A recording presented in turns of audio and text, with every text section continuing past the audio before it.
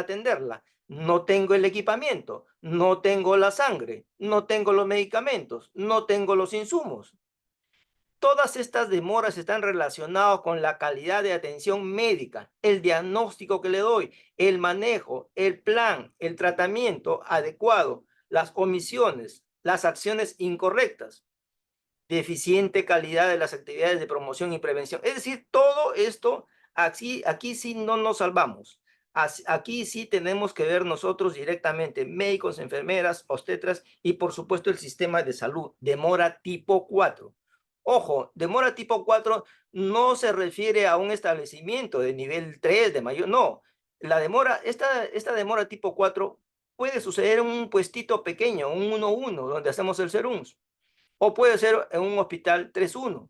En cualquier establecimiento de salud puede ocurrir la demora en la atención, no se confundan. No vayan a pensar que la demora tipo 1 es en el primer nivel, la demora tipo 2 es en el segundo nivel, no es así. La demora tipo 4 puede ocurrir en cualquier hospital grande de los que tenemos, tanto de salud como MINSA, de cualquier parte de nuestro país, y también podría ocurrir una falta de competencias de un médico serumista en un establecimiento 1-1 donde está desarrollando su labor durante el primer año de su profesión.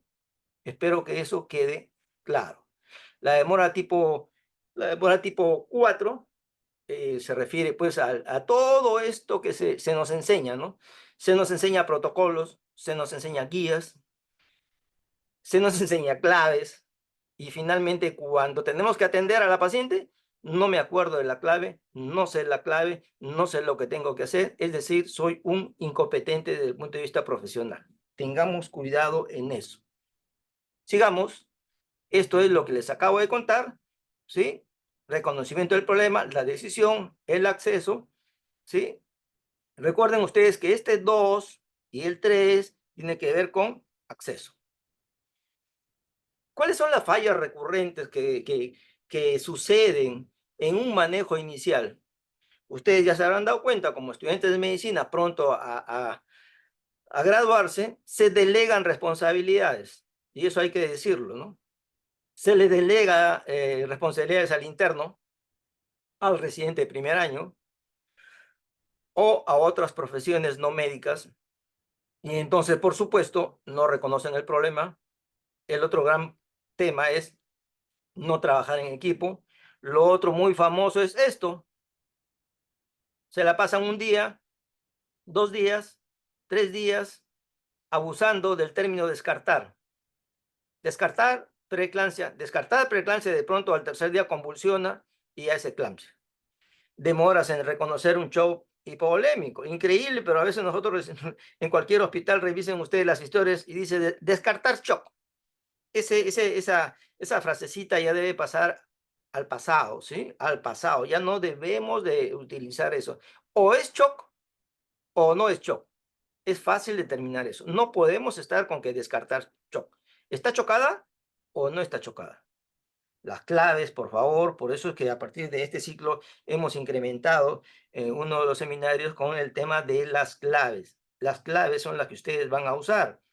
La roja, la azul, la amarilla y por supuesto la de violeta, que viene a ser el tema de la violencia. Hagamos una buena historia clínica. ¿Cuál es el gol estándar de la preeclampsia? Una buena historia clínica. Y yo esta frasecita la tengo ya media acuñada desde hace varios años. Y yo digo en mis exposiciones lo siguiente, ¿no? Los médicos hacemos como 10, es decir, hacemos un montón de cosas, escribimos solamente como 5. O sea, hacemos 10, pero escribimos 5. Escribimos la mitad de lo que hacemos. Y de lo que escribimos, no se entiende. En el carnet perinatal lo llenamos mal o no supervisamos. Toma la altura uterina y las funciones vitales, es decir, la presión arterial, personal no médico. No se hacen los cálculos de la edad gestacional. Se duplica el carnet perinatal. Cuando ingresa, cuando ingresa, cuando ingresa la paciente, generalmente no es bien evaluada. ¿Por qué generalmente no es bien evaluada? Porque como dije hace un momento, se delegan responsabilidades. La ve la obstetra, la ve la enfermera, la ve alguien que no está capacitado, o si la ve ya un médico, podría ser que éste aún no tenga la experiencia o puede ser que no esté en su lugar donde debe de estar y hasta que lo llamen la cosa va empeorando. Por eso es que en realidad la emergencia espera al médico, pero lo que debería ser es al contrario, que el médico debe estar en su lugar esperando que venga la emergencia. La emergencia no te avisa.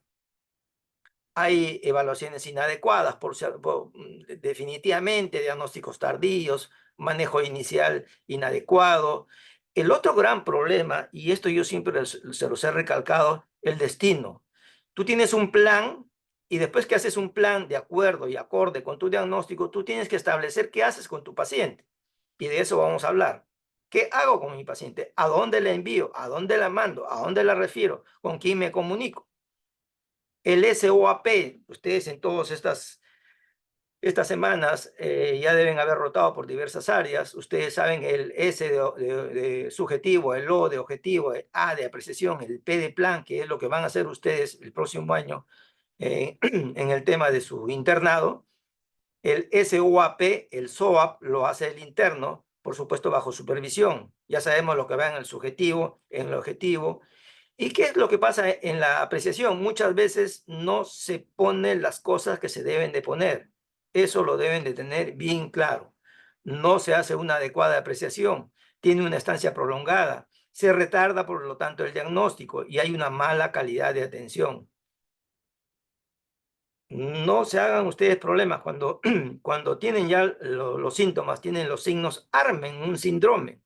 Recuerden la primera clase que hemos tenido en nuestra formación como médicos, la primera clase de semiología, de medicina 1. No se desesperen por chuntar el diagnóstico.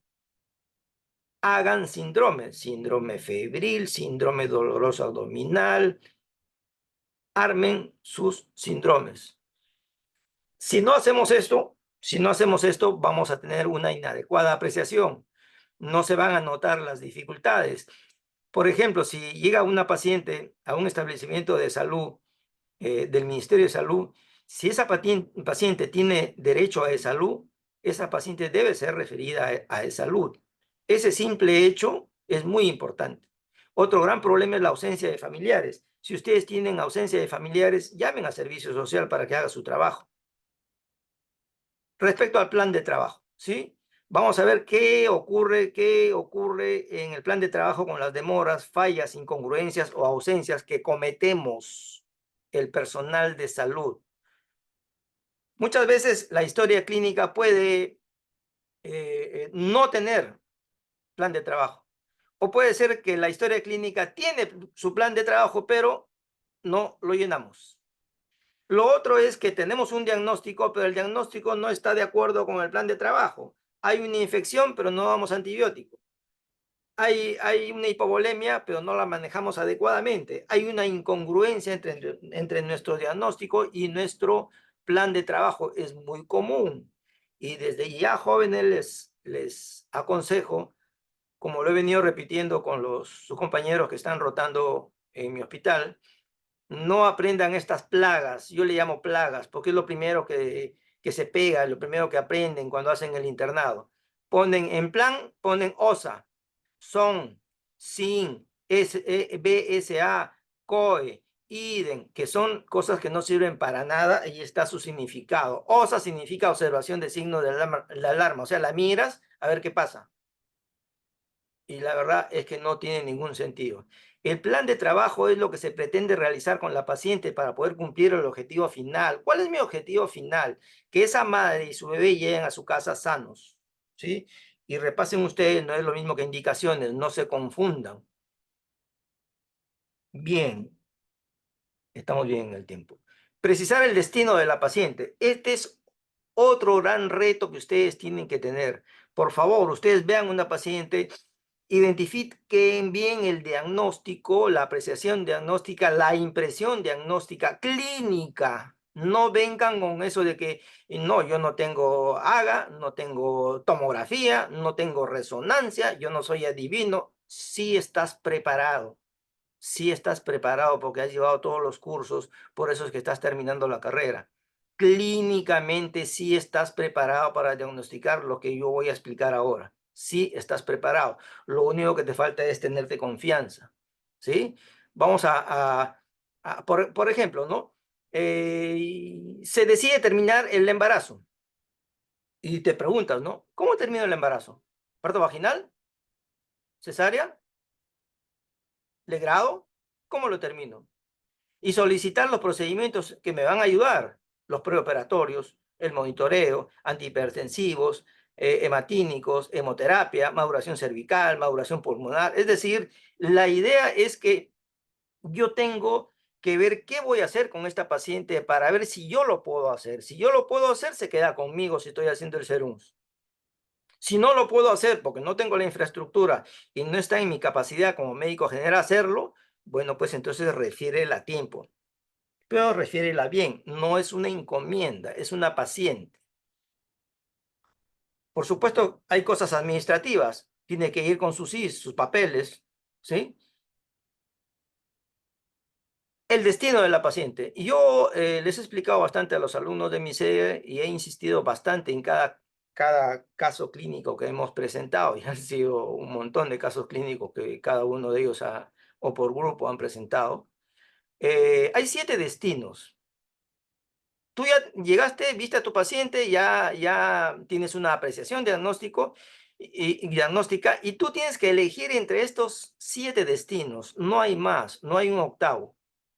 La paciente la vas a dejar en observación, la paciente la vas a pasar a sala de parto si le corresponde, la vas a programar para una intervención quirúrgica, la vas a hospitalizar, la transfieres a otro servicio de tu hospital, ya sea shock trauma, medicina, cirugía o pediatría, la refieres a otro centro hospitalario y si la has evaluado bien y está en condiciones, la mandas a su casa.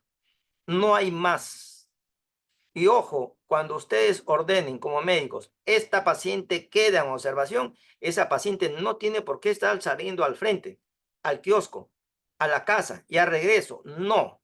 Ustedes dicen, como médicos ordenan, ponen ahí, paciente queda en observación. Tome usted enfermera, tome usted obstetra, esta paciente se queda en observación. Cuando más tarde pase algo y la paciente no estaba en observación, ya no es tu responsabilidad. Repito, precisar el destino te exonera de responsabilidad, porque tú bien claro, como médico, has ordenado, paciente queda en observación. No tiene por qué estar al frente en un kiosco tomando desayuno. La paciente debe estar en observación, o sea, se debe de quedar. Ojo, repito, yo paro analizando muertes maternas en todo el país por el trabajo que realizo en el Ministerio de Salud. Y esto de que queda en observación ocurre en hospitales bien pintados, ¿sí? No crean ustedes que ocurre en los hospitales pequeños, no, al contrario, en los hospitales grandes también sucede esto. Si el médico dice te quedas en observación, pues toma obstetra, toma enfermera, toma la historia clínica, ahí está la paciente, esta paciente queda en observación. Espero que les llegue bien mi mensaje. Quedar en observación tiene toda su razón de ser. Ahí está bien explicado. Obviamente, por cuestiones de tiempo no voy a detallarme, pero ahí lean ustedes detenidamente qué se va a hacer en observación. No es que la van a estar mirando, ¿no? Ahí está bien claro qué es lo que se debe hacer con esa paciente. Las fallas recurrentes en el primer nivel, jóvenes, y esto va para ustedes con todo respeto, esta diapositiva. ¿Qué es lo que pasa? ¿Cuáles son las fallas que cometemos en el primer nivel? Es decir, donde nos desarrollamos como médicos serumistas. Es es muy común que las gestantes con una patología médica no son vistas por el médico. Es decir, de pronto ves las pacientes que está viendo la obstetra y de pronto tienes una paciente con una patología tiroidea, de pronto la paciente es cardíaca, de pronto la paciente está con tuberculosis, de pronto la paciente es diabética y el médico no la ve. Esto es muy común.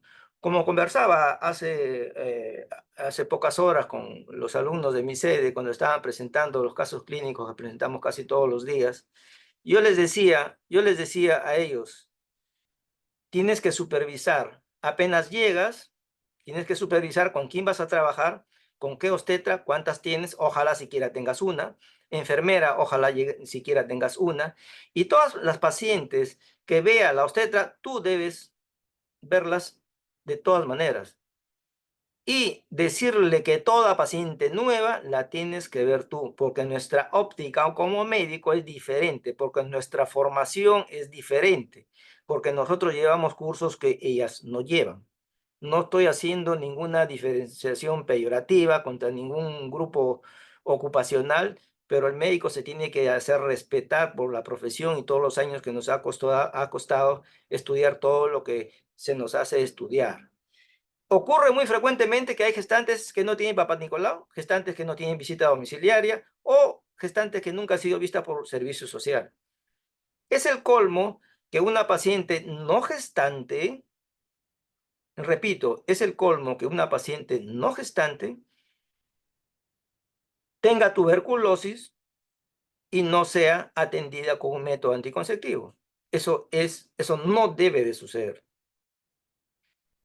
Se debe hacer consejería para AQB y también debemos recordar que hay un inadecuado manejo de fluidos en el choque hipovolémico hemorrágico. La paciente está chocada y la administran 100, 200 centímetros cúbicos. Eso no es así. Mal uso de claves. Hay pacientes en el país que se mueren porque no activan la clave azul.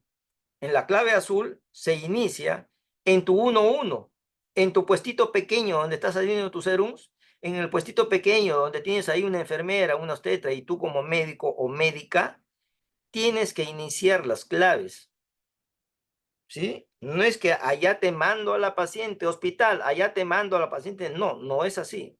Tienes que enviarla, referirla en forma adecuada. Fallas recurrentes, se solicitan ecografías. Miren ustedes al frente, a los costados de nuestros hospitales grandes, ¿qué tenemos? Ecografía Doppler, rayos X, tomografía, todo allá afuera. Y muchas veces no recibe la calidad de atención, por supuesto. La atención debe ser especializada. Sí, claro, en los hospitales no tenemos muchas cosas, eso es cierto, pero no exageremos tampoco. No porque tenga que esperar un poquito, nosotros tengamos que estar mandando al frente o al costado o dirigir para que vaya a cierto lugar por alguna otra razón personal. Deficiente capacidad resolutiva, eso ya lo sabemos cómo está nuestro sistema de salud, pero que no sea por una incapacidad personal, porque no me formé bien. Ahora, recuerden ustedes que las normas son para todos. La norma es para el estatal y para el privado. La norma no es para el hospital de Minsa y el hospital de salud. Si tú pones un policlínico, tiene que tener las condiciones para que esa paciente sea atendida en forma adecuada. ¿Qué es lo que hacemos en el tema de la referencia cuando referimos mal a una paciente? El tema es de que, por ejemplo, ¿no? Tú estás en un lugar alejado y de pronto llega la paciente a UCI, ya sea, no quiero mencionar hospitales, pero cualquier hospital general que a ustedes, donde estén haciendo su actividad. Por ejemplo, ¿no? Por ejemplo, llega a UCI y el médico de UCI no sabe nada de la paciente. Es decir, el médico de UCI ni siquiera le dijeron que venía una paciente. Y la paciente llega solamente con un formato y encima ese formato ni siquiera se entiende. Eso no se merece su paciente. Bien, esto es una cosita ya para cuestiones mayores. De repente ustedes deben saber que existe un comité de muerte materna en los hospitales. Esto es un tema de gestión, pero realmente esto muchas veces no se cumple. Jóvenes, yo quería decirles que esta diapositiva, antes yo tenía miedo, tenía temor ponerla por la palabrita que aparece abajo, en rojo y en negritas encima, pero de color rojo, ¿no? Bien resaltado. Pero ahora ya no tengo temor porque este tema de la corrupción nos ha llegado y nos ha hecho mucho daño. En realidad la salud debería ser pues una política de Estado, es decir, venga quien venga, venga a gobernarnos quien sea, de izquierda, de derecha o de centro, debería de gobernarnos con un plan establecido desde décadas para que venga quien venga, sigamos el mismo derrotero, que no es lo que está pasando ahora, ¿no? En pocos años, ¿cuántos presidentes? En pocos años, ¿cuántos ministros de salud? Y esto realmente se ha transformado en una emergencia sanitaria. Y la palabrita esta que antes tenía miedo decirla y ahora sí lo digo sin temor, es la corrupción. La corrupción afecta tremendamente cuando se va a construir un hospital. La corrupción es algo que ocurre cuando se va a construir algo para un hospital o cuando se va a construir un puente. Es muy frecuente y ustedes lo saben perfectamente porque las noticias se ven todos los días. Este tema de la corrupción a nosotros, digo nosotros porque ustedes ya son parte del sistema, nos ha afectado tremendamente, tremendamente. Por ejemplo, todo este dinero que se han robado debería de formar parte de que ustedes, por ejemplo, en su Sucederún estén mejor pagados. Pero lamentablemente la corrupción nos ha hecho mucho daño. Y disculpen ustedes que lo mencione, pero ustedes ya están metidos en el sistema y deben de saber cómo está la situación. Bien, hay otra responsabilidad médica en las muertes maternas indirectas. Es decir, ¿cuál es la muerte materna indirecta? La mujer que se muere por una cardiopatía, por una neumopatía, por una diabetes descompensada. Hay casos de muerte materna indirecta que realmente suceden por falta de sensibilidad. Los médicos ginecobstetras y las obstetras generalmente estamos más sensibilizados y más familiarizados. Pero, por ejemplo, ¿no? Una mujer con diagnóstico y un tratamiento especializado, pero el médico especialista no la deriva a una consulta de salud sexual y reproductiva. Es decir, una mujer que no está embarazada, que puede estar soltera o ya puede estar casada, pero que tiene una patología de fondo que la puede matar. Y el especialista, muy especialista en cardiología, en neumología, en lo que ustedes quieran, pero no la refiere a una consulta de salud sexual y reproductiva para que le expliquen que todavía no debe embarazarse para cuando esté mejor, ¿no? O, por ejemplo, el médico especialista tratante no inicia una comunicación activa para manejar este caso en conjunto con nosotros. Y así hay varios ejemplos que podemos tener, como por ejemplo que el médico general tratante de una portadora de una enfermedad no administre, no aplique un método anticonceptivo. Y encima de eso, no esté bien formado como médico general en metodología anticonceptiva. Entonces, un médico general mal formado se va a convertir en una barrera para la anticoncepción y eso es un tremendo problema, como vamos a ver. El otro gran problema es un anestesiólogo que no realiza una evaluación preanestésica. Si yo estoy de guardia, voy a operar a una paciente de guardia, de emergencia, a cualquier hora, el anestesiólogo debe bajar a ver a esa paciente. ¿Por qué? Porque la paciente podría subir en malas condiciones y para él va a ser peor también. Y esto, y lo he puesto ahí con rojo, y eso va para nosotros, ¿no? Problemas y desafíos para la prevención de la muerte materna indirecta. Hay proliferación de profesionales de la salud inadecuadamente formados. Y no solamente me refiero a alumnos, sino también a docentes. Tanto los alumnos y tanto los docentes debemos de tratar de mejorar cada día un poco, poco, poco, hasta que sea bastante. Mejorar, ¿para qué? Para llegar a enfrentarnos a la muerte materna, a la morbilidad materna extrema, para evitar que estas mujeres no fallezcan en ese intento de traer un ser humano a su vida, ¿no? Preparación, por supuesto, de nosotros, los ginecobstetras, debemos estar preparados para atender las complicaciones médicas y quirúrgicas en el embarazo. Las UCIs, las UCIs de obstetricia con personal médico, ¿sí? Y, por supuesto, todo esto afecta. Estas son estadísticas, si bien es cierto, antiguas, pero ustedes ven 2000, 2018, 2019, pero fíjense ustedes que con las estadísticas que yo les voy a presentar ahora, actualizadas hasta hace pocos días, miren ustedes las regiones donde más hay muerte materna. Lima, Piura, La Libertad, que ahora la comanda, Cajamarca y Loreto. Vean ustedes las estadísticas después y van a ver ustedes que se repite lo mismo. En el 2010, Endel decía 93, razón de muerte materna 93 por 100.000 nacidos vivos. Y algunas diapositivas en las cuales, como ustedes ven, 19% hemorragia, 21% de la muerte materna es preeclampsia, ¿sí? Miren ustedes, Miren ustedes, hemorragia 24%, hipertensión. Es decir, hemorragia e hipertensión se pelean siempre el primer lugar. ¿Sí? Depende de las estadísticas, depende de la ciudad, depende del hospital, pero ahí están. Estamos hablando de 2015, ¿sí? Igual otro dato más que siempre nos preguntan, ¿cuáles son las que más se mueren? Las puérperas, ¿sí? ¿En qué parte? En el puerperio inmediato generalmente. Estadísticas 2013 a 2017, miren ustedes quién está en primer lugar, la hemorragia. Segundo, la hipertensión y luego la infección. Hay tres causas que generalmente por las que se muere. O se muere porque sangra mucho, o se muere por hipertensión, o se muere por sepsis. Eso lo deben ustedes tener bien claro. Vamos a estadísticas. Estadísticas de muerte materna en nuestro país este año hasta la semana 25.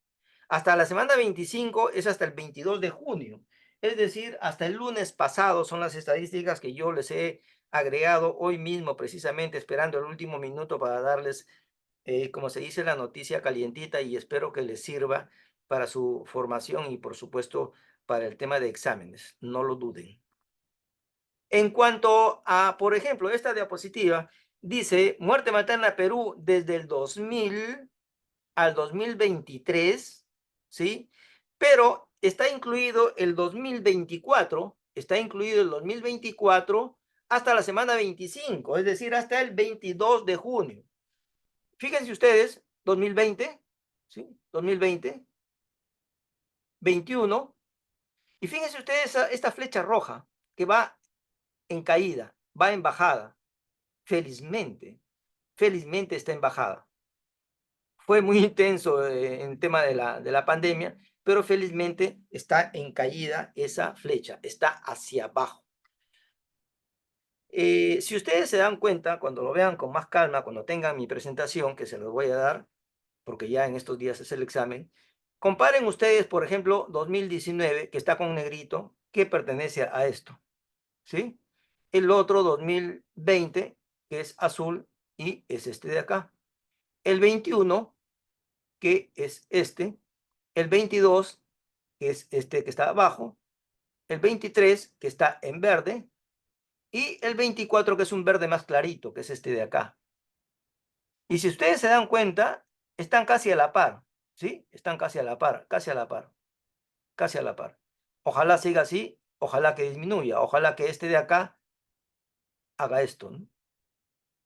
Es decir, ¿estamos disminuyendo? Sí, estamos disminuyendo después de la pandemia. Inclusive estamos a razón de muerte materna menos que antes de la pandemia. Esto también es muy interesante. Recordarán ustedes cuándo fue el pico. Aquí empezó la pandemia, ¿sí? Aquí empezó la pandemia, ¿no es cierto?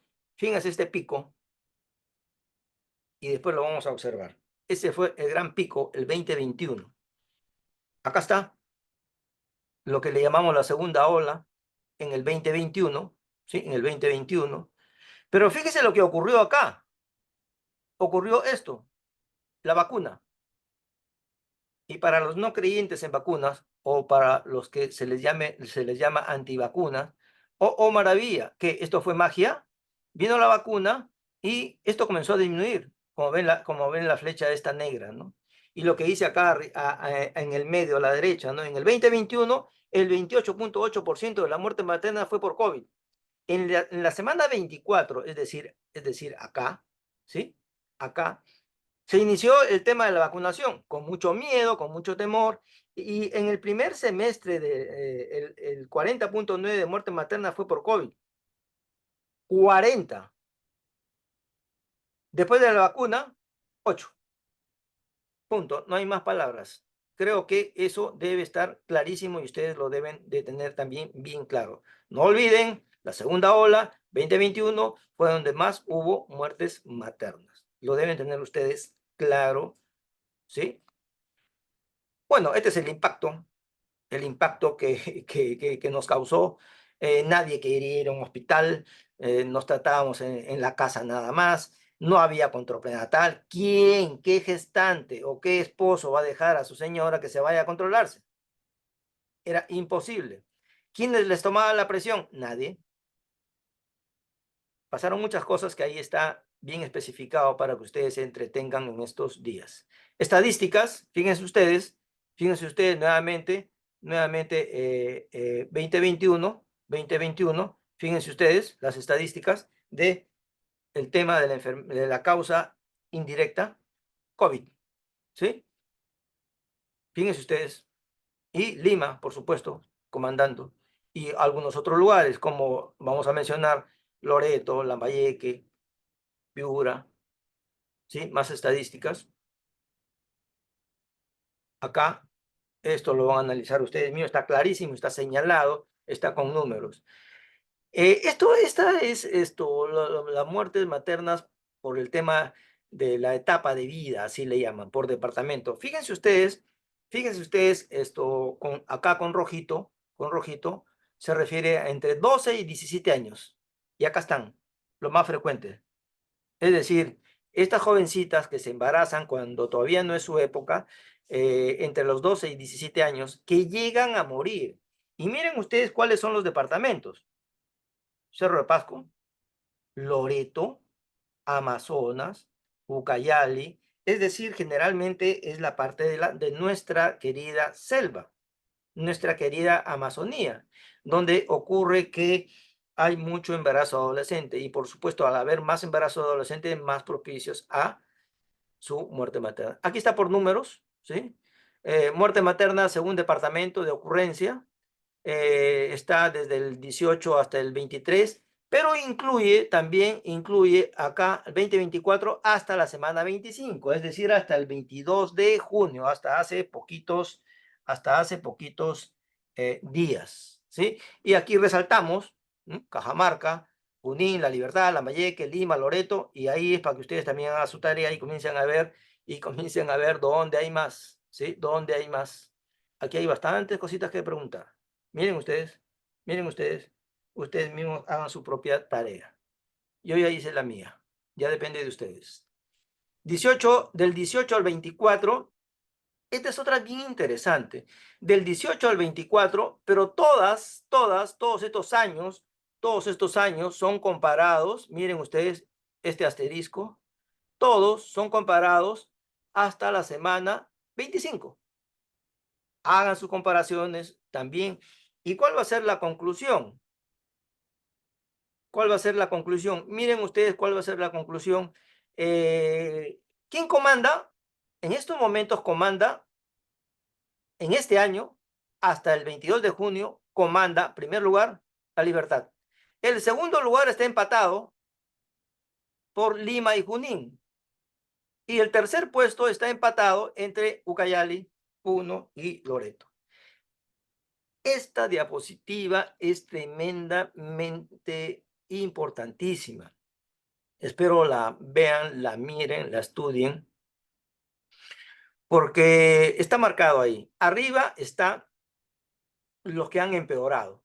Si yo comparo 23 con 24, hasta el 22 de junio, me voy a dar con la siguiente sorpresa.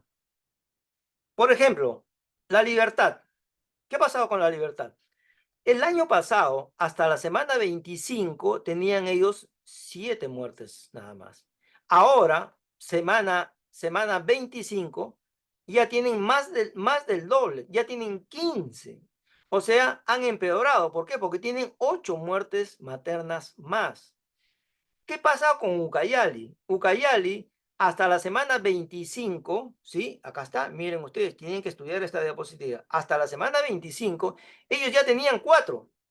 Ahora, 22 de junio, hasta la semana 25, ya tienen 9. Es decir, tienen 5 más. Si tengo acá 8 muertes maternas más y acá tengo 5 muertes maternas más, significa que han empeorado. ¿Quiénes han empeorado? La Libertad y Ucayali. Veamos el otro lado.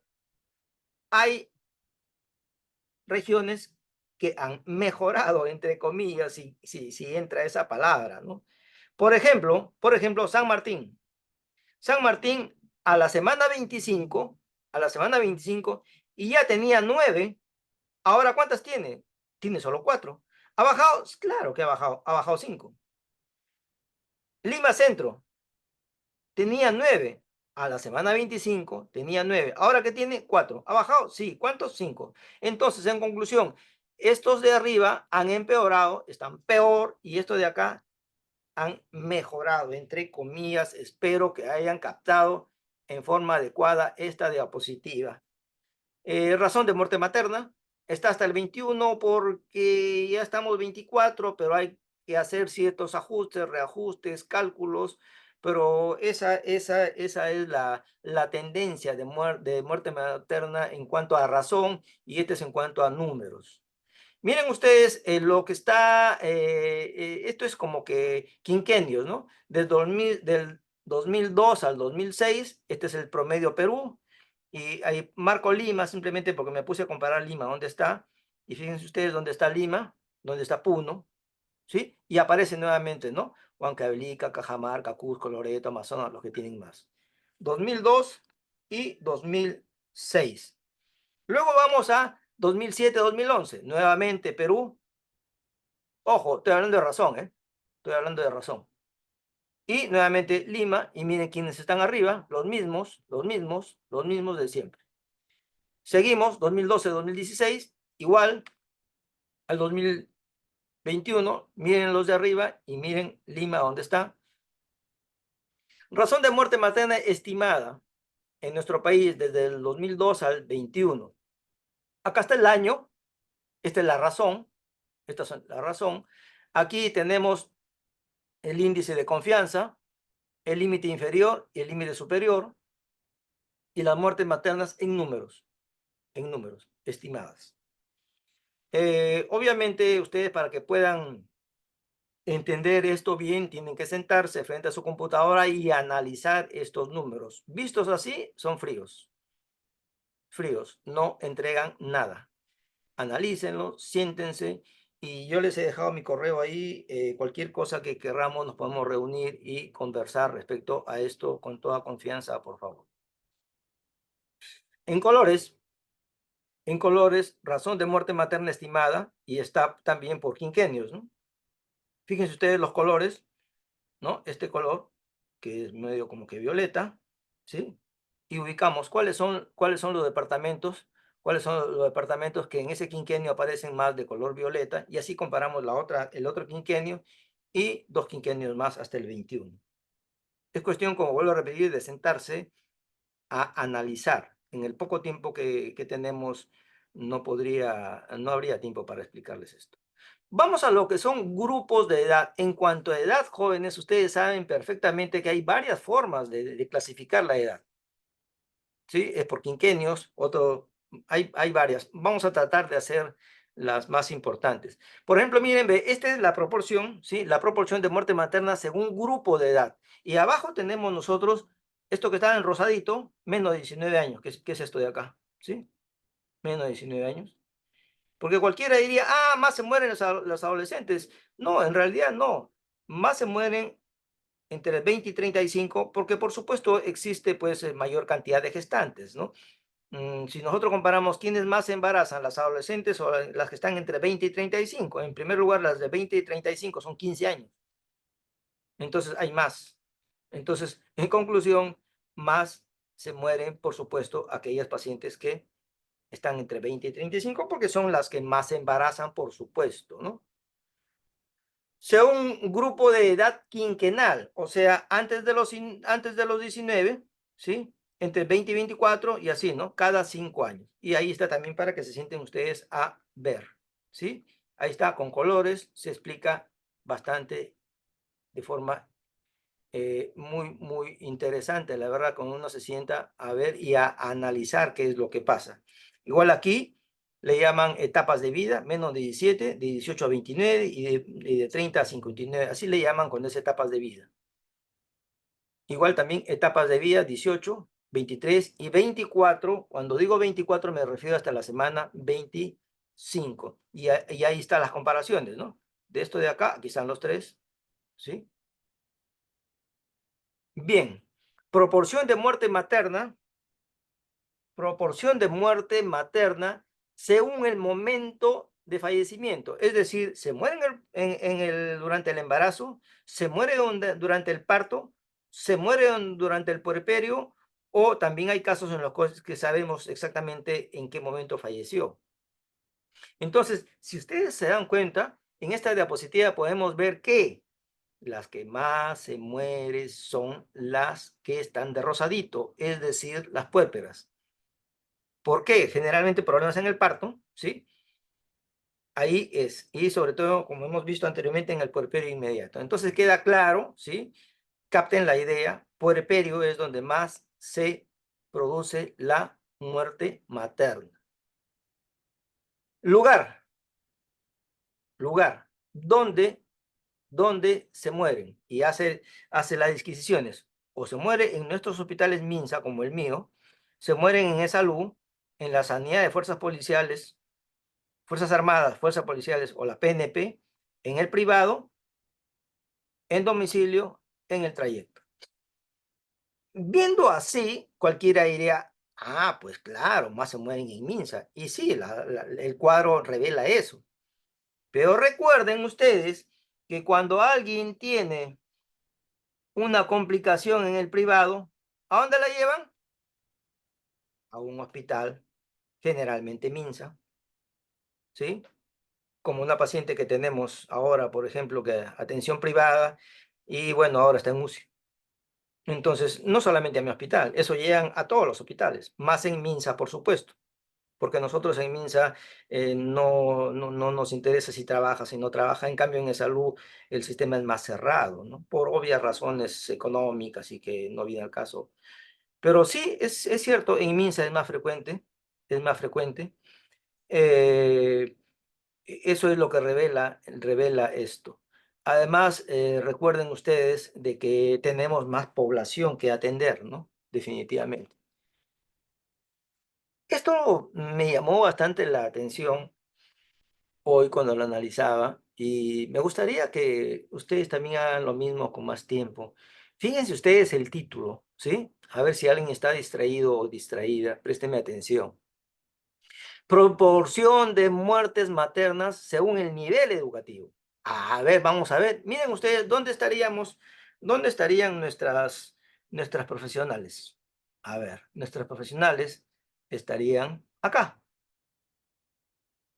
Médicas, arquitectas, ingenieras, contadoras, abogadas, ¿sí? Y fíjense ustedes, si solamente veo aquellas que no tienen ninguna instrucción, que serían estas, ¿no? Estas de acá. Parece poco, ¿no? O sea, parece que ellas se morían menos que las profesionales. Pero fíjense ustedes que si yo aumento la que no tiene ninguna profesión, no estudió nada, le aumento la primaria incompleta, le aumento la primaria incompleta, la primaria completa, y fíjense ustedes lo que se obtiene, ¿no? Hasta el rosadito, hasta acá, todo esto, ya aumenta la cosa. Pero de todas maneras, volviendo al otro, ¿dónde están nuestras colegas? ¿Dónde están las ingenieras, las abogadas? Miren ustedes, no es poquito, ¿eh? No es poquito, no es poquito, no es poquito. ¿Qué significa esto?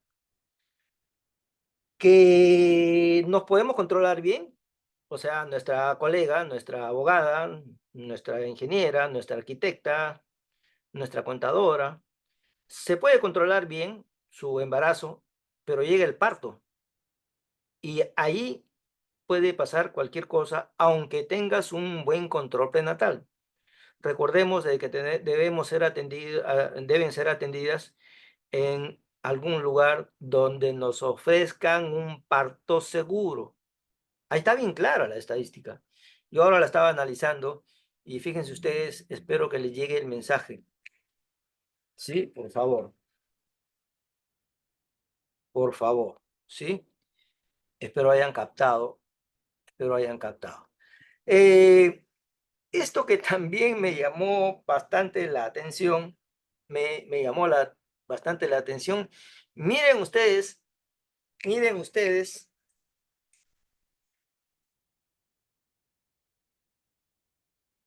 Hugo, te llamo en un ratito, estoy en clase, ¿sí?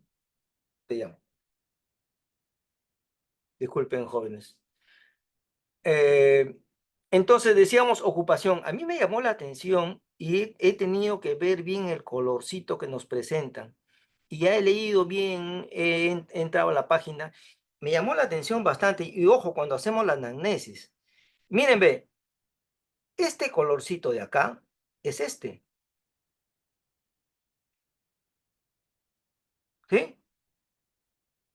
2012, se repite, 13, 14, 15, 16, 17, 2018, 2019, 20, 21, 22, 23, 24. Se repite todo. ¿Qué se repite? Ojo, pestaña y ceja. Paren bien las orejas. Cuando ustedes estén haciendo una anamnesis y la paciente les diga, pues, no, yo tengo mi negocio, yo soy contadora y yo vendo ropa. Fíjense ustedes bien cuando les digan, soy ama de casa, que es una chambaza, por supuesto, y encima no remunerada. Ella es la que se dedica a cuidar la casa, el hogar, es la que hace la comida, prepara las loncheras, atiende al esposo, cuida a los hijos. O sea, esta paciente, fíjense ustedes, esta es la que más, de acuerdo a la ocupación, fallece. Un dato muy importante cuando ustedes hagan su anamnesis. Paren bien las orejas cuando la paciente les diga, señora, ¿a qué se dedica? Ama de casa. Paren bien las orejas. Bien, seguimos. Según causa. Según causa, tenemos nosotros acá a la hemorragia, hipertensión y las indirectas. Hemorragia, todo esto, ¿sí? Hemorragia. Y luego casi empatados, ¿no? Casi empatados con la preeclampsia, que le sigue, que es un menos rojito, ¿no? Y yo lo que les recomiendo es que se sienten. Miren ustedes lo que pasó con el COVID, 2021. 21, ojo, estoy repitiendo varias veces, ahí fue donde más hubo muertes maternas. Bien, ¿y qué hacemos? ¿Qué hacemos para salvar vidas? Tenemos que tener una atención de calidad, por supuesto, de calidad, y cuando me hablo de calidad me refiero a que nos formemos bien, hay que formarnos bien. No, que a mí no me gusta obstetricia, a mí no me interesan los partos. Te va a tocar, te podría tocar atender a una emergencia obstétrica, aunque no te guste obstetricia. Prepárate bien. Y por supuesto que el mensaje también va para nosotros, para los docentes, ¿no? Hacer todo lo posible para que nuestros alumnos aprendan lo máximo en el tan poco tiempo que tenemos. Sangre segura, ¿sí? Aborto sin riesgo, medicamentos que muchas veces no tenemos. Bien, vamos a entrar ya en la última parte de este tema, porque tengo hasta las 10:10, creo que voy bien con el tiempo. A ver, la cadena causal de la muerte materna, es decir, para que ocurra una muerte materna, hay una cadena y esa cadena hay que romperla. En la figurita que aparece arriba, a mi izquierda, está la cadena. A la derecha, arriba, está romper esa cadena. ¿Cómo rompo esa cadena? Con la herramienta que está abajo. Hay una cadena que tengo que romper con mis herramientas. Las herramientas son las que voy a explicar. Esto no lo he inventado yo, arriba está la bibliografía, será del 97, pero sigue vigente y de esa manera voy a tratar de explicarles. La cadena causal, tenemos nosotros acá el primer eslabón, el segundo eslabón y hay un tercer eslabón. ¿A qué se refiere el primer eslabón? Aquí hay una cadena que yo la tengo que romper. La cadena es que la mujer debe estar gestando. Obviamente, para que sea una muerte materna, la mujer tiene que estar embarazada, porque si no está embarazada, no es muerte materna. Obvio. Bien, entonces, si la mujer no está gestando y obviamente no quiere todavía gestar, es decir, si se embaraza sería un embarazo no deseado. Entonces, esta mujer que no quiere gestar, ella debe tener una atención preconcepcional, si es que ya está pensando en embarazarse, pero esto es lo que no debe fallar. Metodología anticonceptiva, y es lo que en mi sede nos hemos preocupado bien porque entiendan estas cosas. Hemos hecho revisión de revistas y hemos revisado la normatividad vigente para que quede bien claro de que deben saber salir bien formados para poder romper este eslabón. ¿Con qué? Con esta herramienta que es la planificación familiar. Aquella mujer que no desea salir gestando, no debe de gestar. ¿Y qué le doy? Metodología anticonceptiva. Un médico general bien formado que rompa este eslabón simplemente con metodología anticonceptiva. Segundo eslabón, la gestante desarrolla un problema. Bueno, ¿qué hago? La controlo, pues. Atención prenatal. Le hago seguimiento a la gestante y la hago llegar a un lugar donde le van a hacer su parto institucional. Tercer eslabón, esta se complica, ¿no? Es tratada inadecuadamente o no es tratada o no es tratable, capacidad resolutiva, recursos, procedimientos y resultados que tienen que ser en un lugar de mayor nivel. A esta cadena me refiero con esto, ¿sí? Primer eslabón, la mujer debe estar gestando, ¿sí? ¿Cómo rompo la cadena? Con planificación familiar, métodos anticonceptivos, atención integral de las víctimas de violencia y atención preconcepcional. Segundo eslabón, la gestante desarrolla un problema de salud. ¿Cómo rompo esto? ¿Con qué? La atiendo. Le atiendo su control prenatal, le hago su control prenatal, le hago seguimiento, la hago llegar a un parto institucional. Es decir, si tú eres médico cirugista y en tu establecimiento no se atiende partos, entonces no te quedes con ella, pues. No te quedes con ella porque tu institución no tiene para atender partos. Entonces, procura que esta mujer llegue a que tenga el derecho a ser atendida a un parto institucional. Es decir, debes de referirla oportunamente. Esa es la chamba del médico serumista. Generalmente es detectar factores de riesgo y hacer una referencia oportuna y adecuada. Tenemos nosotros el tercer eslabón. La complicación no es tratada de manera oportuna, eficaz y eficiente. ¿Qué es lo que tengo para romper esto? Manejo adecuado, oportuno de la emergencia. Para eso necesito capacidad resolutiva, que generalmente en 1-1 no lo tenemos. Por eso es que hay que detectar a tiempo los factores de riesgo. Y ahí está nuevamente la misma diapositiva que ya la expliqué, ¿sí? Tenemos tres eslabones, 1, 2, 3, ¿sí? La cadena y con esto rompo todo, ¿sí? Muy bien. La, dentro de Dentro del tema de dar solución a las principales causas conocidas relacionadas con la muerte materna. Esto, como ya he dicho, es un tema prioritario de salud pública, no depende directa y exclusivamente de nosotros como médicos.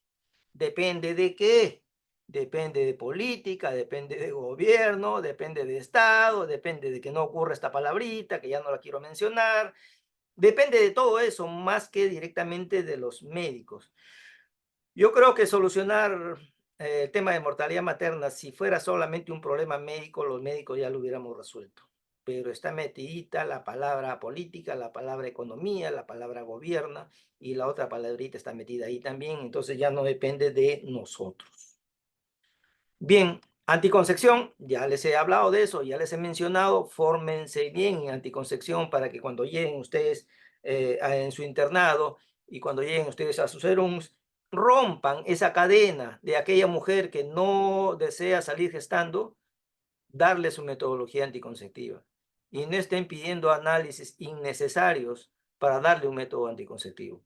Clínicamente estás en capacidad de darle un método anticonceptivo. No te conviertas en una barrera para la anticoncepción. Estrategias, anticoncepción, aborto, trabajar con los adolescentes, inversión de la pirámide, que la voy a explicar en un momento, tratar bien el tema de la preeclampsia. Recuerden ustedes que la preeclampsia está muy relacionada con la hemorragia y por supuesto con la prematuridad. Un parto humanizado. Un parto humanizado es muy importante. Hay estrategias que las voy a pasar rápidamente porque hay una buena carga renglones de parte teórica, que por supuesto también lo hago a propósito para que tengan ustedes una fuente de estudio, ¿sí? Hay políticas de, nuevamente, les vuelvo a remarcar, la anticoncepción es la primera estrategia, ¿sí? Por supuesto, darle solución al tema del aborto. Paciente que llega, es muy común que lleguen a nuestros hospitales por aborto incompleto, muchas veces puede ser provocado, ese es otro tema, pero lo cierto es que si llegan a nuestros hospitales, nosotros no tenemos por qué juzgar, nosotros lo que tenemos que es solucionar el problema. El tema legal es otra cosa. Nosotros no somos ni jueces ni fiscales, nosotros tenemos que atenderla en forma adecuada. El tema de las adolescentes, por supuesto, es otro tema muy importante. Aquí viene el tema de lo que se denomina la inversión de la pirámide de la atención prenatal, que eso también ha sido una de las exposiciones que hemos tenido en mi sede.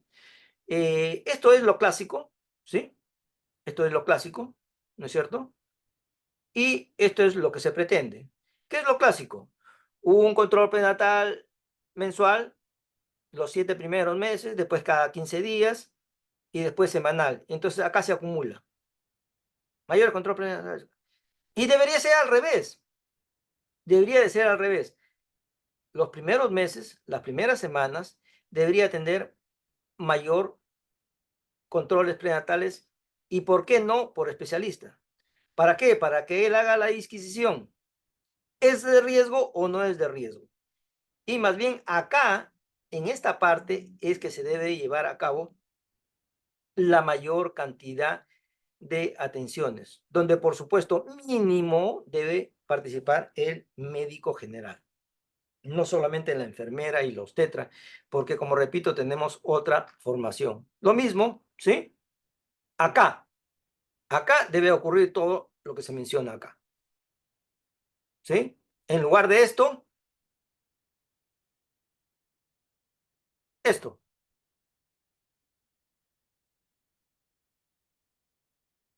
lo mismo, lo que se debe de hacer el primer trimestre. Predicción, detección temprana de problemas, evaluación del embarazo múltiple y todo lo que ustedes han estudiado todas estas semanas. Preeclampsia, parto pretérmino, evaluar, buscar, pesquisar esto que nos trae problemas. Aquí está bien explicado, este es un copiar-pegar de una revista del Instituto Materno Perinatal o Maternidad de Lima. Ahí está bien explicado con manzanitas qué cosa esto es el tema de la inversión de la pirámide. Por supuesto que aquí tiene que ver por dedicarle tiempo a la preeclampsia, ¿sí? Aquí hay un link para que ustedes puedan entrar a esta exposición de este experto. Todas las cosas que tienen que hacer y a ustedes en su clase les han dicho, ¿no? Prevenir la preeclampsia, el problema de la enfermedad renal crónica, la hipertensión crónica, la diabetes. Y de esta manera nosotros nos podríamos enfocar pues en prevenir problemas. Preeclampsia es básico, básico, jóvenes, es básico. Manejar bien la clave azul es básico, ¿no? Hay, hay factores de riesgo que ustedes lo deben de identificar en la primera consulta nada más.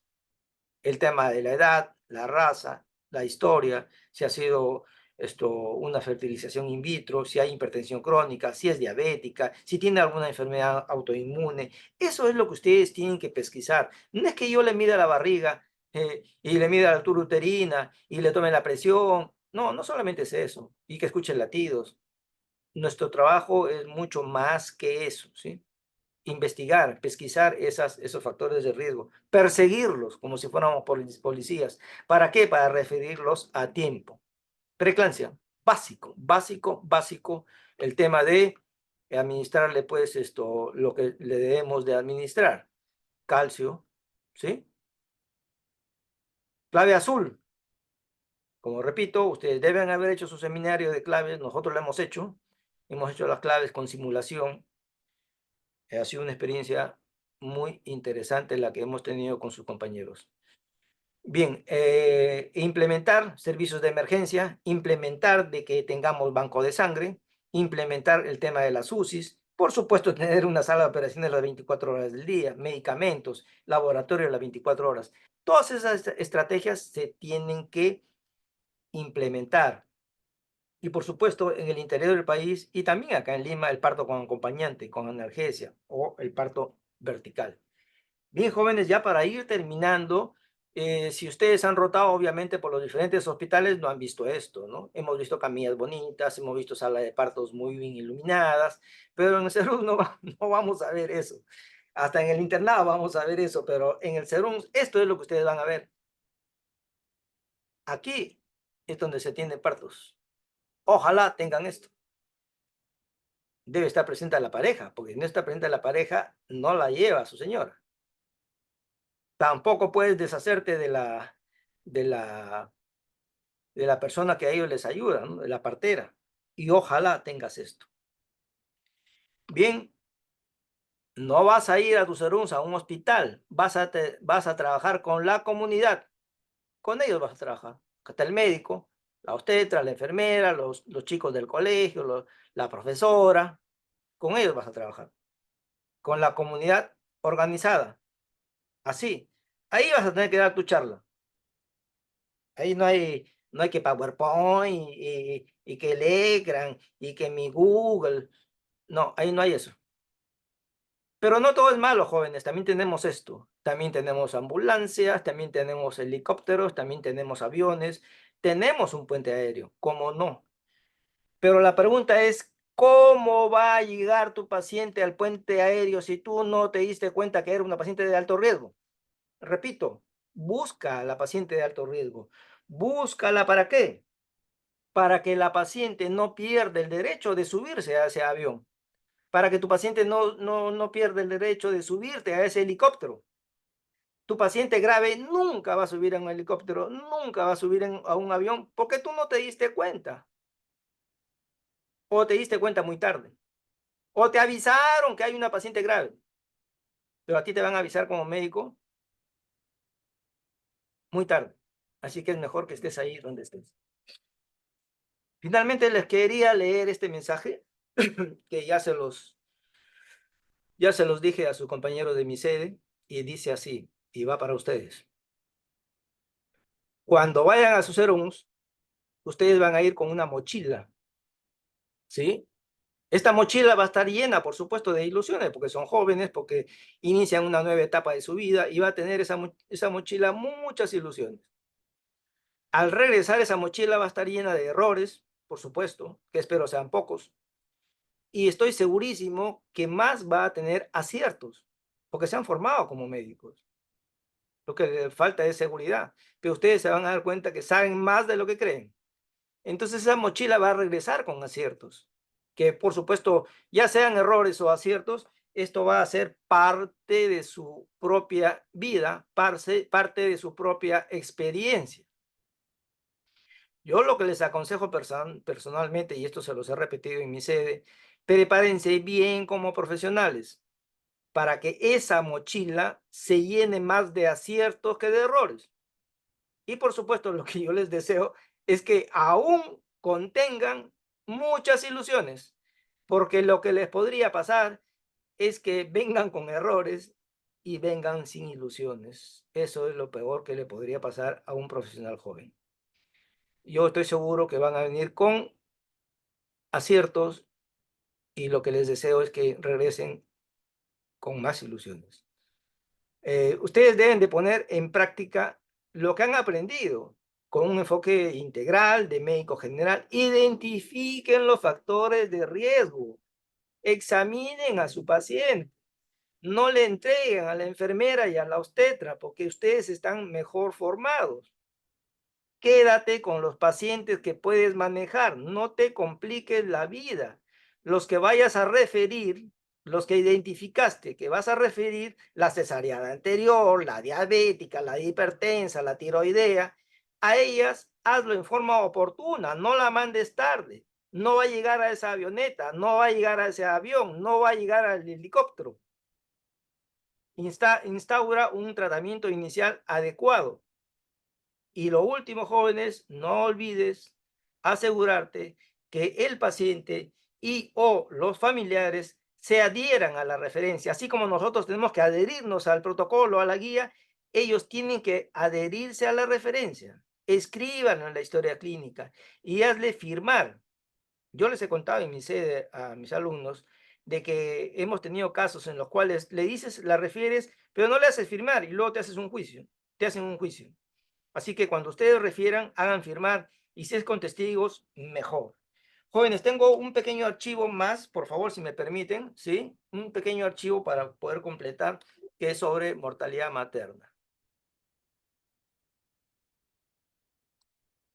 Bien, a ver.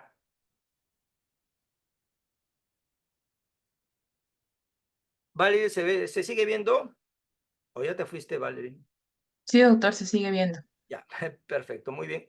Este archivo es más pequeño y lo voy a agotar en los pocos minutos que me quedan, que son más o menos entre 10 y 20. ¿Se ve la presentación, Valerie? Sí, doctor, sí se visualiza. Ok, tranquilos que ya falta poco. Bien, vamos a hablar sobre morbilidad materna extrema. ¿Qué es morbilidad materna extrema? Morbilidad materna extrema es aquella paciente, como vamos a ver su definición, aquella que está grave, pero no se muere. La otra era la que se muere. Esta es la grave que no se muere. Bien, ¿cómo lo vamos a definir? Es una complicación grave, como he dicho hace unos segundos, que ocurre durante el embarazo, durante el parto o durante el puerperio, que pone en riesgo la vida de la mujer y requiere de una atención inmediata con el fin de evitar la muerte. Es decir, son acciones que nosotros vamos a realizar de forma inmediata, de forma rápida, para evitar que se muera. ¿Cuáles son los sinónimos de este tema de la morbilidad materna extrema? Se le dice morbilidad obstétrica severa, se le dice también morbilidad materna extremadamente grave, complicación que amenaza la vida, near miss para el que quiera en inglés, que si lo quieres traducir, se traduce algo así como cerca de perderte, cerca de fracasar, cerca de extrañar, y vamos a perder, vamos a fracasar y vamos a extrañar precisamente a quien se muere, ¿no? La casi muerta, y también criollamente le podemos llamar la salvada por un pelo. Es decir, es la que estaba grave, pero no permitimos que se muera. En este cuadro, aquí está todo el espectro de lo que es la morbilidad materna extrema, desde que puede ocurrir en esto verde que aparece las gestaciones, esto sería el total de gestaciones, estas serían las que no tienen complicaciones y estas de acá serían las que tienen complicaciones. ¿Ok? De estas que tienen complicaciones, hay muchas que no tienen sin condición de amenaza, que le amenaza la vida. Hay otras que tienen condiciones que pueden potencialmente perder la vida. Y por supuesto, estas son las condiciones que amenazan la vida, llamadas morbilidad materna extrema, pero deja de ser morbilidad materna extrema cuando obviamente se muere. Creo que está ya claro la diferencia entre uno y lo otro. Ahí está la definición, un estado en el cual una mujer casi muere, pero sobrevivió a una complicación ocurrida durante el embarazo, el parto o dentro de los 42 días de la terminación del embarazo. Aquí está el tema de la normatividad, notificación y vigilancia, a dónde se hace, el monitoreo y seguimiento, quién lo hace, ahí está bien. Y esta es la normativa, por si acaso. Esto no está especificado como si lo tenemos en nuestro país. Esta es la normatividad, ahí están las resoluciones. Ustedes fácilmente las van a poder, obtener si la googlean, si no me avisan, se las puedo pasar. Esas son las directivas. Y por si acaso lo que van a ver ahorita es sacado de esto, ¿sí? Además hay una fuente que es la OPS y además ahí está pues las recomendaciones para establecer un sistema de vigilancia de esto. ¿Cómo yo identifico los casos? ¿Cómo yo identifico los casos? Pacientes obstétricas durante el embarazo, el parto y el puerperio que cumplen con alguno, basta uno, ¿eh? Basta uno de lo que voy a mencionar a continuación. Número uno, si mi paciente tiene algo relacionado con signos o síntomas de enfermedad específica, llámese eclampsia, shock séptico, shock hipovolémico, esta paciente ya per se ya es una paciente con morbilidad materna extrema. Por eso es que yo les repito a ustedes una vez más, dejémonos ya de esta plaga de descartar, ¿no? Dejemos esto de descartar. No, por favor, saquen de su diccionario, saquen de su mente esa cosita cuando se trata de shock. O es shock o no es shock. Esta pequeña disquisición, esta pequeña decisión en que si es rojo o es azul, le va a salvar la vida a tu paciente.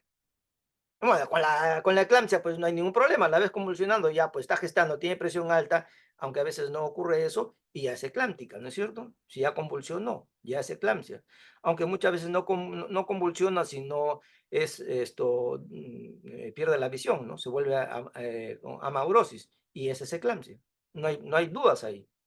Si está chocada, es shock séptico, shock hipovolémico, ya es una morbilidad materna extrema.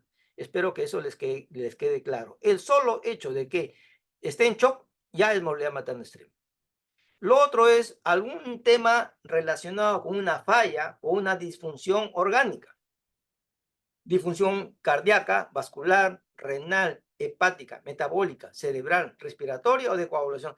Ah, doctor, pero ¿cómo voy a saber eso? Ya van a ver que sí se puede, clínicamente sí se puede y no van a necesitar tanta cosa. Ustedes en sus serums como médicos generales sí puedes determinar, diagnosticar una morbilidad materna extrema. Número 3, relacionado con el manejo instaurado a la paciente. Si una paciente ingresa a UCI, obviamente, si ingresa a UCI, excepto para estabilización hemodinámica electiva, si ingresa a UCI, obviamente es porque está mal, ¿no? Obviamente es porque está grave. Es un criterio de que ingrese a UCI, sería una morbilidad materna extrema. Cualquier intervención quirúrgica de emergencia en el posparto, ponte que le hago aparte de la cesárea o aparte de la MEU, del legrado, le hago una histerectomía, o el neurocirujano ingresa al cráneo para hacer una intervención de las suyas, esa intervención convierte a la paciente en una morbilidad materna extrema. Si es que además se le transfunde 3 o más unidades de sangre o de plasma relacionados con un evento agudo, ojo, relacionados con un evento agudo, porque alguna vez me reclamaron, estoy hablando bien claro, 3 transfusiones, 3 unidades agudo. Si una le puse ayer, la otra le pongo hoy y la otra le doy dentro de 3 días antes de que se vaya, antes de que se vaya de alta, eso no es 3 unidades en forma aguda. En forma aguda significa que la paciente me llega ahorita y yo en 10 minutos le estoy pasando la primera, luego le paso la segunda, luego le paso la tercera y hago lo que tenga que hacer en forma aguda, en forma rápida. 3 unidades para adelante, eso la convierte en movilidad materna extrema. Repito, si ustedes tienen alguna duda, me escriben al correo y lo conversamos. Ha sucedido generalmente que si me escriben o me llaman o me escriben por WhatsApp y yo voy a estar llano a contestarles con todo un gusto. ¿Por qué es importante su análisis? Y aquí viene el tema relacionado, por supuesto, a cosas que se preguntan, ¿no? Las lecciones aprendidas del manejo de los casos. Hola, Gracias. hola, Valeria, ¿estamos bien? Sí, doctora, a un compañero se le prendió el micro, pero ya lo apagó. Ya, ok, no hay problema. Entonces, esto pueden ser usadas. Miren, cuando hay una muerte materna, obviamente, obviamente con ella ya no puedes hablar. Con el esposo no te quiere ni ver. La familia no quiere saber nada con nosotros. Entonces, nos queda la historia clínica y nos queda analizar entre nosotros, entre el sistema, qué hicimos mal. Y obviamente, como nosotros analizamos, probablemente no seamos justos en hacerlo, ¿no? De repente ocultamos cosas, qué sé yo. Pero en la gestante que sobrevive, sí podemos sacarle más datos. Podemos entrevistarla. y decirle, señora, ¿qué pasó cuando usted vino a sala de partos y usted, sí, y ella te va a contar de que perdió la conciencia? Pero hay una cosa bien interesante y yo siempre lo resalto. Esta paciente, esta paciente que no muere, nos da más ánimo para seguir trabajando, porque esta paciente que no muere te, te cuenta todo lo que vio, cómo tú hiciste, e inclusive identifica, dice, mi interno tal o mi interna tal, dice, ella estuvo detrás mío, yo la he visto corriendo por la sangre, se fue a llamar al médico, me consiguió tal cosa, yo ya no le escuchaba hasta que perdí la conciencia y no me acuerdo de nada, dicen. Y luego cuando desperté, la vi nuevamente a mi interna, lo vi nuevamente a mi residente. O sea, esas cosas son las que la paciente te cuenta que hiciste bien. Generalmente cuando nosotros salvamos a una paciente es porque hicimos algunas cosas buenas. Por eso es importante este tema de morbilidad materna extrema, es decir, aquella que nosotros no la dejamos que se muera. Es la gestante que sobrevive. Por supuesto que ahí está contenta contigo, el esposo también está feliz, toda la familia te agradece y todas esas cosas que a nosotros obviamente nos hace sentir mejor, por supuesto, cómo no. La identificación de estos casos emerge, por supuesto, como un complemento que promete muchas cosas de investigación de muerte materna para que nosotros mejoremos. Vamos a ver cuáles son los criterios de inclusión. Y esto de acá, que también ha sido tema de exposición estos días en nuestra sede, el Hospital Sergio Bernales, a la izquierda está para aquellos que creen que necesitan un laboratorio bien montado para diagnosticar esto. Y yo ahorita les voy a demostrar que tú como médico general, médica o médico general bien formado, no necesitas tanto laboratorio, solamente necesitas ojo, pestaña y ceja. Evaluar, examinar, tomar el pulso, tomar la presión, auscultar. Eso es lo que necesitas para poder diagnosticar una paciente grave. Y vamos a empezar por el sistema o el aparato de la insuficiencia cardiovascular, es decir, corazón y vasos. La parte de la izquierda, criterio clínico. En medio está el laboratorio, que no voy a insistir, y a la derecha está el manejo. Empecemos por la columna de la izquierda. Shock. Por eso repito, aquí no hay que descartar shock, o es shock, o me parece shock, o es casi shock. No, no. ¿Es o no es? Shock, ¿cómo le definimos? Hipoperfusión tisular, insuficiencia circulatoria periférica aguda. Ahí está la definición. Hipotensión aguda persistente. Ahí está la definición. Menos de 90, la sistólica, ¿sí? Por mayor o igual de 60 minutos, con un pulso de 120. Ahí está, ahí está. Paro cardíaco. O sea, ¿qué necesitas para saber que tu paciente está en paro cardíaco? ¿Necesitas algún laboratorio? No. Entonces, si tienes eso, estás dentro de una morbilidad materna extrema con insuficiencia cardiovascular. Respiratoria, a la izquierda, nuevamente, cianosis aguda.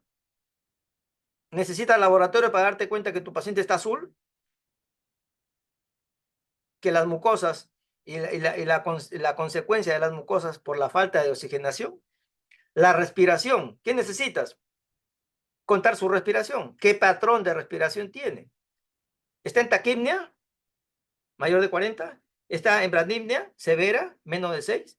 ¿Necesitas un laboratorio bien montado para eso? No, necesitas solamente saber contar. No me estoy metiendo con laboratorio. Por supuesto que si esta paciente la entubas, ya pues la intervención la hace insuficiencia respiratoria porque a nadie se le va a ocurrir intubar a un paciente por las puras, ¿no? Renal, no orina pues. Oliguria, resistente a líquidos o a diuréticos. Ahí está la definición. Diuresis menos a 0,5 mililitros por kilo por hora o menos de 400 en 24 horas. Lo otro, el laboratorio, que probablemente no tengas. Si está en diálisis, por supuesto, que está en diálisis es porque hay insuficiencia renal. Hematológico, está a la izquierda, alteraciones de la coagulación. Abajo, a la izquierda, está una manera como tú puedes ver si tu paciente está o no con un trastorno hematológico. ¿Coagula o no coagula? Haz eso que está ahí y vas a ver que sí puedes diagnosticar eso. Por supuesto que si le transfieres en forma aguda, repito, aguda, aguda, aguda, 3 o más unidades, por supuesto que hay un trastorno hematológico o de coagulación. Insuficiencia hepática, como no te vas a dar cuenta que tu paciente está como un canario, ¿sí? Está amarilla, pues. O sea, para eso necesitas medir bilirrubinas.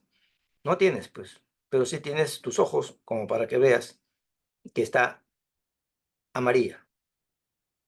Neurológico, coma, pérdida del conocimiento, epilepsia, estado epiléptico, accidente cerebrovascular, parálisis generalizada. Obviamente, vas a poder hacerlo, por supuesto. Acordémonos del ABC de neuro, ¿no?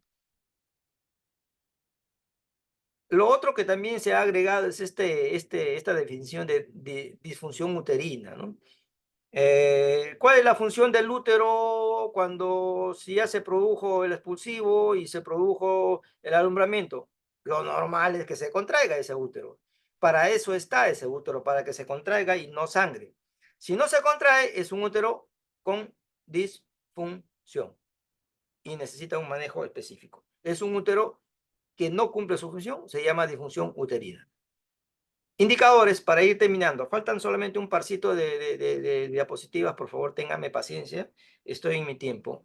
Faltan un par de minutos para llegar a 100.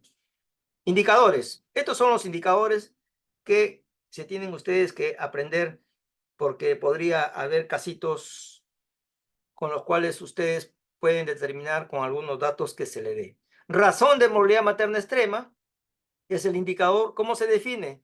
Indica el número de casos de muerte, morbilidad materna extrema por cada 1000 nacidos vivos. Evalúa la prevalencia y la calidad de la atención. ¿Cuál es la fórmula? Arriba, morbilidad materna extrema, abajo, nacidos vivos por 1000. Índice de mortalidad materna, letalidad. ¿Cómo sacas la fórmula? Arriba, muertes maternas, abajo, en el denominador, sumas la muerte materna más la morbilidad materna extrema, que debe venir en el dato de la pregunta, por 100. Relación morbilidad materna extrema sobre muerte materna, fácil. Arriba pongo morbilidad materna extrema, abajo pongo muerte materna. Y por último, el porcentaje de gestantes con 3 o más criterios de inclusión. La fórmula es que las muertes maternas extremas con mayor o igual de 3 criterios en el numerador, en el denominador, morbilidad materna extrema, y lo multiplico por 100. Bien,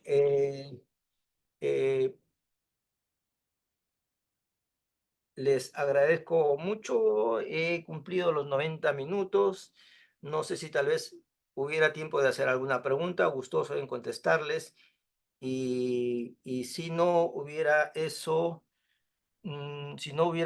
yo tengan la plena seguridad, jóvenes, de que si ustedes me escriben a mi correo, me escriben por WhatsApp, me hacen alguna pregunta, yo con todo gusto los voy a atender. Doctor Valerie, Vilches, sí, dime. Gracias, Valerie, por doc- ayudarme. Sí, dime. doctor Vilches, por favor, ¿nos podría pasar hoy las diapositivas de la clase? Muy bien, para que tengas tiempo. Está bien, está Sí, por bien. favor, doctor. Sí, ahorita, antes de media hora, te paso. Ok, doctor, gracias. Valerie, te agradezco tu ayuda, y a todos ustedes jóvenes que están hasta esta hora y han estado presentes, inmensamente agradecido de que se hayan dado un tiempo para escucharme, y les pido disculpas que no di la clase el día que tenía que darla por una serie de ocupaciones que he tenido, pero igualmente ahora lo he hecho con el mismo esfuerzo que siempre, le he actualizado y es lo que yo les he pasado a ustedes.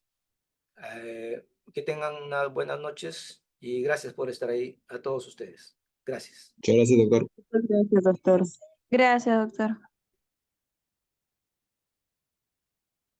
Gracias. Por favor, chicos, no se olviden de salir del link para que la grabación pueda subirse lo más rápido posible.